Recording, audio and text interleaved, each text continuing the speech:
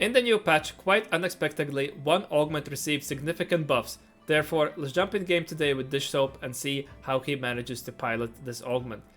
My name is Boris, and we are going to be looking today at the Exalted Adventure augment in the hands of one of the best players in the world, obviously, and I'm going to also briefly touch up on several meta points as we go in to see how the meta has developed so far. But for our spot, we have started out now with a Twisted Fate 2. His nerf from the previous patch got reverted, and is, given that we have this Fate Weavers, we have this Aatrox pair that we probably should be holding on. Yes, we're going to do so. And we hit Aatrox too. We have definitely a spot that we could perhaps transition into some form of an AP line. Now, a little harder to transition into something like a Xayah given the boar. Now, you would want to be carrying Caitlyn too for that a little bit more neatly, as obviously the Twisted Fate loves your Nashor's Tooths and caster items. Otherwise, our spot is looking like we definitely could string together a win streak, especially if we found another Bastion unit to pair for our front line. Otherwise, our board is quite strong, and looking at the slams, we could just go with the generic either Archangers or a Protector's WoW slam. Going up in an Augment selection, Prismatic Ticket would be strong if this was a reroll meta. However, we do not really have any reroll on the table right now. There is the 2-cost reroll, some play around, for example, the Jinx Jax board or the 6 2-cost board, which should be more played from 2-cost value around Pyke and Gwen. However, it's not as strong in the meta. Meta is heavily fast 9 and some of the fast 8 comps such as Corki and Xayah.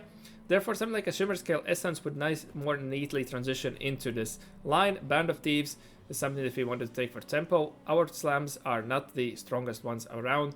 However, you would want to have very strong board presence to consider this augment as an option. I believe Shimmer Scale Essence to be stronger. He agrees. We are playing in board, therefore Deadlier Blades is not the best appealing augment right now, as that's not one of the Xayah's best constellations.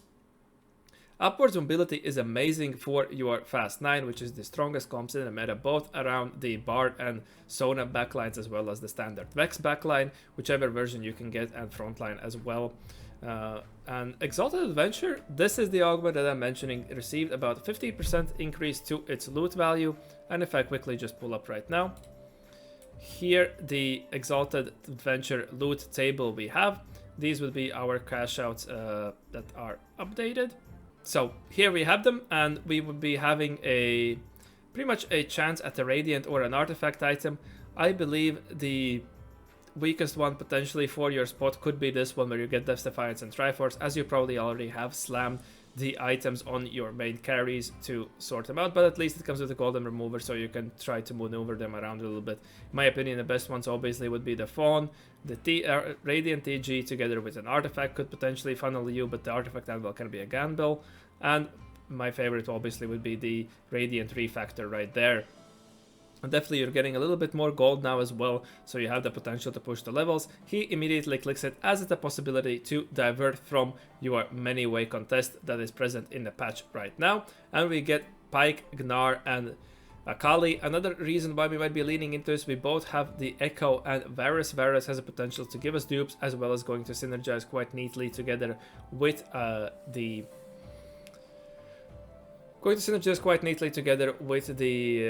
reroll we're going for, as well as Echo can provide us with some little bit more items or potential higher board cap. Now we queue into Spectre and expected this Rammus and Poppy too, so we're going to be losing this, but we immediately identify that we are going to give up on this Gnar, it seems. Now the Gnar does come back, and we're going to be holding on to it for now. The Gnar loves your attack speed items, your Rage Blades, your Krakens, but he seems that he's going to try to remain a little bit flexible. We have fielded the 3 Primordial to try to farm resources. Our play, we'd identified that we're going to be needing quite a lot of gold in order to hit this. You're ideally hitting around 4-1, and then you have a massive spike going into stage 4 in order to capitalize on the cash out, and that's how you're going to be securing your placements. It's going to generally be a little hard to win streak together unless your opener exactly high rolls together into your 2-cost that you're playing around. And otherwise, Pyke is definitely a unit I would be considering here. Pyke 3 has shown quite a good promise. Is very strong in these mid games if you're able to make the slams for him. However, we do not have the swords, we do not have the gloves exactly for him. But we have this Gragas as well, which is a potential that could be rerolled together alongside him. I'm interested to see what the board he cooks up ends up being, as these are not exactly the units you would think to be synergizing together the best. I'm trying to think, and for example, the Nova line does not exactly have something you would want to be pairing against. We have Maokai, I guess, Maokai Akali, but for our god selection right here, this 3-cost shop, I mean, it's just 3 gold, right? And otherwise, gaining a 4-cost champion in 3 rounds is 4 gold, so this is quite weak of an offering. Could just take the 3 gold for an immediate spike if we wanted to and have the potential to find that Maokai, but we're going to be lost streaking, so it's going to be sitting on our bench anyhow. So more the question comes down to who do we want to align ourselves with, and since we're going to reroll, I would believe Virus is the one, so Dishsoap's going to agree. For our item, going to be, seems we went with a glove on the Alawi is the option. Pike does play into the Shepherd board. These Vanguards obviously have the potential for a victor. We have synthetic implants, and that has been adjusted to be a little bit more flexible, so the Pike, even though the psionic item might not be the best for him, is quite fine still. And we are mapping out, yeah, we have the Meepsy here, we have the Gnar that we could be playing. We can get 3 Meeple in somehow, have the sniper value. We would not have the Shepherds. This is a very interesting board he's stringing together. I'm interested to see how this performs. You have the Voyagers, yeah, so the Voyagers pairs together there with the Meepsy, obviously. And that plays into your Gnar. So perhaps we're not going to be playing around this Gragas. We didn't hold 1 round before, but we're holding onto these Bastion units. That Bastions tie together obviously with the Meeples as well. So very well adjusted here, holding onto the potential units that definitely string together with our 2 costs. And give us a potential now to be going into stage 3 and look for a spike there. We find a natural Gnar too. That's so we are considering probably playing around that as a possibility. Obviously, looking here at Dishsoap, he's managing the spot as best as he can, but this is a very hard one to fully grasp of how you should be approaching. But this is the reason why I also like the Augment so much. It makes you play a little bit outside of the traditional way. And now we have this Akali paired together with the Aatrox, so yeah, that is also quite, it gives you that crit. And you have that Shred and Sunder sorted out, giving you the item economy options. We finally find a single bow that we are looking for, going to be going for our slams. Yeah, Protector's Vow here, Sunfire, nicely sorted that out. Leave an option for any form of a crit item that we can synergize here together. Akali loves those also on her own. Ideally would find now some form of an Econ Augment to help us further enable reroll. Trade tree is, obviously items are quite neat, but as we saw, most of our cash outs are going to be items. Therefore, we might run some of those spaces, and we already have to cook up a board. This can be a desperation play if you're unable to figure out what to do with your board, how to string these units together. They can offer a potential link here. Otherwise, Sweet Treats, again, is an item augment that could potentially help us high roll, but I'm not exactly sure which would be the best artifacts to look out for right now. Obviously, some of the generic ones would be fine. Band of Thieves, we're simply not going to have the item slots to go for that, so I would believe that we're going to reroll that. He might be opting to default the Sweet Treats here. Pandora's, though, could help us sort out the item situation a little bit. We definitely want some form of Gnar items. However, the issue is we have to be slamming this Radiant item quite early on, right? We want to be looking for a potential spike right now, and Sweet Treats just simply has the option for us to make the choice and go for that, and he opts to agree with that. Going there, going to be rolling down for our 2 stars. Definitely want to be trying to win as much of this stage as we can. We have completed our 6 loss, so we got a max value. And is he going to value Flicker Blades or Fish Bones more? Flicker Blades is a little understated for what it's worth. However, we have that Rage Blade. He's going to value the Fish Bones. Interested to see how this synergizes with the Gnar's ability.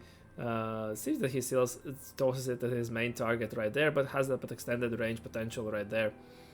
And regarding the meta now that we might talk, is that you can see already a Leona tree coming in. This is one of the units that is given if you have a 50% chance already of hitting an Arbiter. If you find one that has the potential for you to print Leonas and you can get up to 2 Leonas a turn, you are going to see a lot of Leona 4s running around, and that is definitely what enables one of these fast 9 comps, which are the strongest in the meta.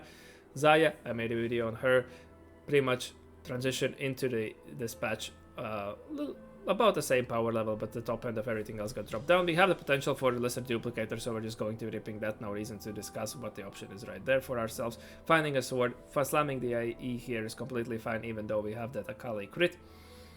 Simply going to give us a little bit more crit damage, and Nar loves that IE on its own.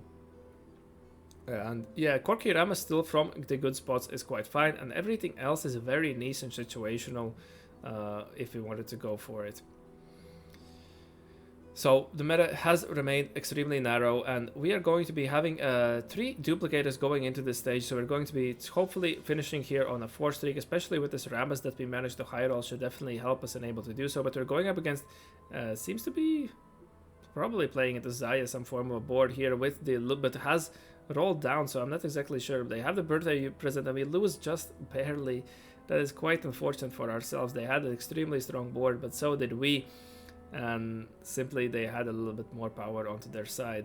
We can also keep note here that he is nicely holding onto these spikes, even though if it does not fit our board exactly, we are completely fine to just reach this cash out if we're able to find the spike 3, and then we can decide if we want to be playing around it or just sell it and finish our other 3-star, push our levels and just finish the other 3-star if we have the items for it. Otherwise we can be looking for any other form of a carry other than the, for example, this Akali right now. Managed to pick up the last win and still going to be rolling here, wanting to clear up potentially some bench space, find the Meepsies, and manage to finally 2-star our Poppy. It could have been the diff in the fight that we lost there before.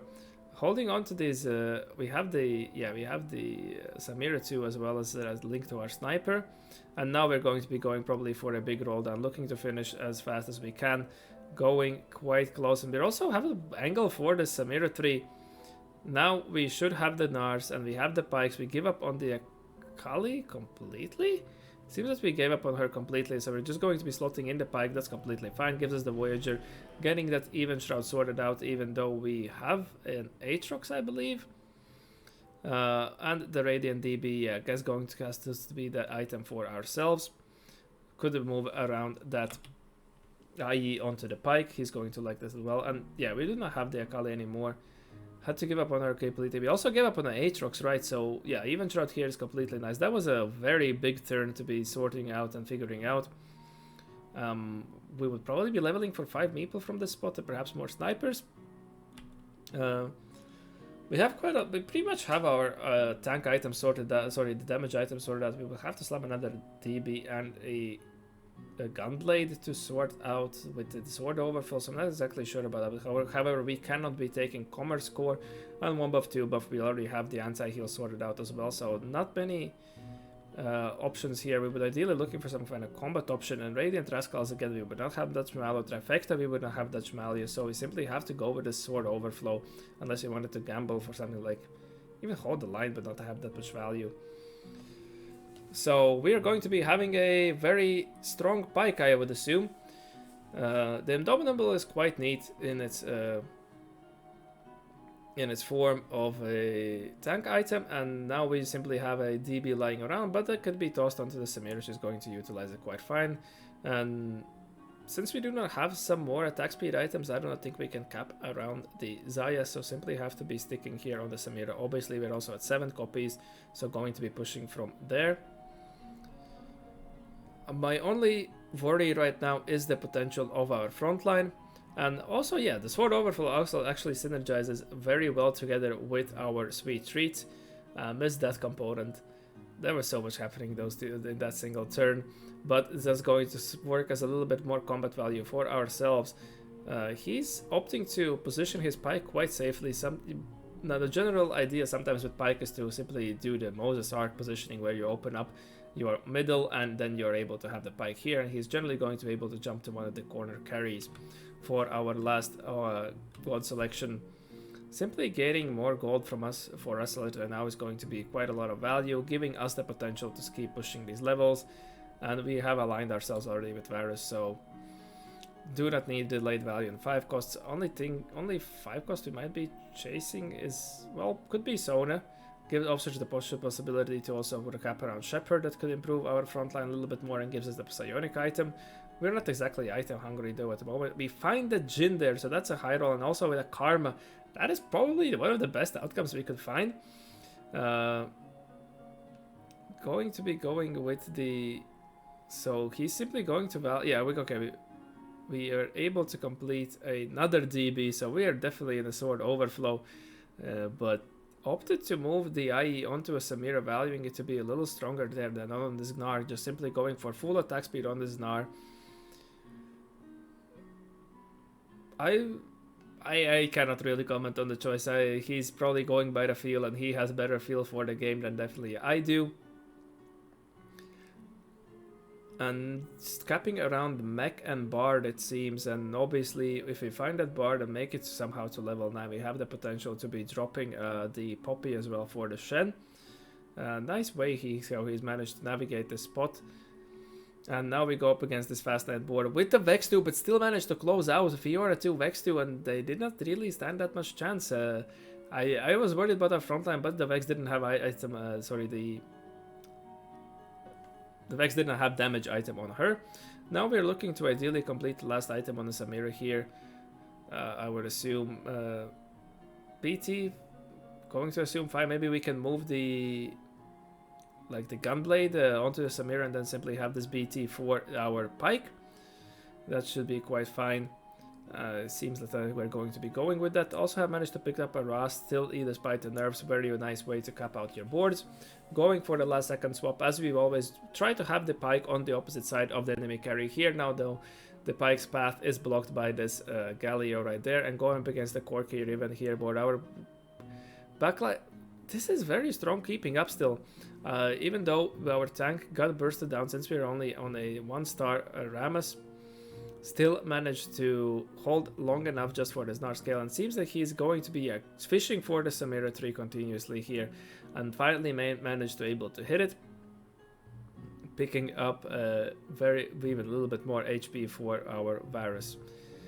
Now the Pike has managed to get in a weird position now with this wrap, but here we see the Leona 3 with the Arbiter print, but since this player has managed to get stuck on level 8 fishing for that LeBlanc 2, we're able to easily outnumber them. We definitely have a lot of backline damage in our front, so our game plan is pretty much trying to burst down the enemies as fast as we possibly can, and the million death blades and BF sword items that we have are going to be immense help for that.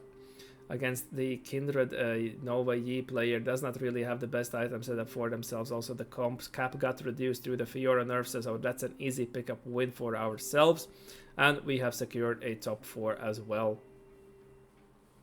Now these extra items, we could possibly just simply looking for more frontline. I do not think we're going to be looking to itemize this Fizz really. Do not have any movers to really move over things around. Going to be going with an Anvil, as he does not seem to like the choices offered. Another Deathblade does get offered for ourselves, and he's going to be taking it. Well, we have the Sunfire on the Pike, so I assume we could ideally reach max cap by that. We have the lives to be sacking to increase our item quality, and again another against Corki Riven here. They're going for Corki 3, so we are already vigilant and holding onto this Corki right here, leveling to slot in the Jhin, getting even more sniper value for ourselves. And where we see the Zaya, we see the LeBlanc, and that's pretty much the meta that you're going to be seeing. A lot of AP, mostly trying to play for that fast line, if not stack on level 8, looking for those LeBlancs, Karmas, maybe a little AT flex with Dynami. But this Leona 3 with 3 Bramble Vests right in front of our Gnar does not get it the maximum sniper value, but nonetheless, we have the damage on our side. And now we're able to finally find that Rammus 2 as well, so our frontline is finally quite sorted out. Sweet Treats and the Rammus, the Sweet Treats and the Varus Boon are doing a lot of work here, giving us a lot of HP for our frontline, even though it looked quite fragile throughout the stages of the game. Able to pick up a Rast 2 as well, but that's not going to be that big of a consequence at the moment. So we had this DB now moved onto the Jhin. I would ideally wanted to improve our item situation here onto the Pike, but nonetheless going with the Last Whisper, guaranteeing that we have the Shred on both sides, so that allows us to also move the Samira on the opposite side against the Zaya board that has managed to reach their cap to Bliss 2. Still an easy win for ourselves. It's surprising how stronger this comp has managed to perform, even though it's something you would not expect. The Leona 4 has finally came in as well on their opponent's side. But I would believe that we simply have so much item value that we are able to stall long enough. And the spike has also managed to serve as a pseudo tank for our game throughout. Now against this fast 9 board that has managed also now to reach bar 2 with the Leona 4 and the Leona 4 with the Bramble Vest is getting on our backline, but nonetheless this Narha's doing a lot of work and easy cleanups for him. It's quite neat to have this Gnar in a position where your opponents are clumping a little bit, so his boomerang can get a lot of value. Opting to level for the mech debated there between the Morgana. Are we going to love the DR more? We have a lot of effective HP, so one could give the argument there. And we have the damage jump from the sniper trade, but nonetheless he's going to be going with the mech instead of the DR. Simply the Morgana getting to her cast is quite slow, but another fight against the fast 9 board. Now this time we do unfortunately lose, so this is going to be our final boss. We are looking for possibly the last item for the Jin right here. Do not exactly find any form of an AD item or another IE, which would have been the ideal pickup in this situation. Able to find a QSS for the pike, so going to improve item situation a little bit there and move the gunblade onto the Jin. That's going to be fine in that front, and also moving the pike right in the middle. He's simply a pseudo tank for ourselves right now, and we have split our backline. So where does this new ult go? This goes on the front line, so that's amazing for ourselves. We're able to clean up easily this fight here. Just simply a little positioning diff made all the difference. So let's see, obviously the new ult going on the front line twice was quite a big deciding factor. So that allowed us to firstly burst their weak side through the Samira. There's not obviously attacking this Leona for a worthwhile, but the pike also made it to the backline, able to take out the LeBlanc, and this Bard simply cannot keep up anymore at this point. Perfectly executed game by Dishsoap, held on to all the possibilities, just simply to proc out his Exalted Adventure as fast as possible, did so on 4-1 with the extra dupe received from the Varus, spiked from there, identified that we are also able to chase this Samira 3, and the Samira 3 did a lot of work to carry us all the way around through stage 4 and stage 5 so that we could reach this level 9 cap and cap out quite nicely around the 5 Meeple, Sniper and Voyager board with the item overflow that we had. Even though you would want to have kind of an econ augment in the prismatic lobby if we want to go for winout against these top tier meta boards in these fast 9s. If we're able to get to our cash out on tempo from the extra items that we had, that is how you're going to be winning when players are chasing these insane caps. I would like to thank you for watching. I hope that you learned something new, and I will see you in the next one. Have a good one.